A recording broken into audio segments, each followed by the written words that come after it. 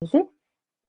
Та өөртөө итгэлгүй, амьдралд гутарсан, гомдоод байгаа, хүмүүс танд таалагдахгүй, өөрийнхөө ааш авирыг өдөрдөж чадахгүй, одоо тэг хүмүүсийг уурчилж чадахгүй, баярлалаа, талархлаа байхгүй.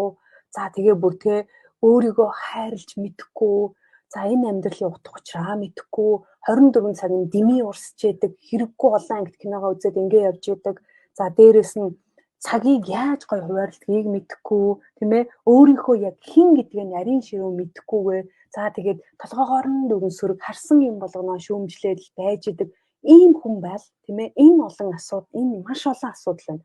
Энэ олон асуудлууд танд байгаа бол багш нь энийг 21 өдрийн хичээлээр шийдэж өгч чадна гэдгийг бол амлаж байна. Хамгийн гол нь та орж ирээд даалгавар хийх ёстой. Чин сэтгэлээсээ ингэх юм бол та миний хүсэж байгаа сая тэр ирээдүй гэдэг хэсэг дээр аз жаргалтайгаар очноо. За ингээд өнөөдөр миний хэлэх зүйлийн хүрээд өнөрлөө. Богиногоо хугацаанд чинь бигээ тайлбарсан чинь бүр өөрөө ингээд тогтлоо.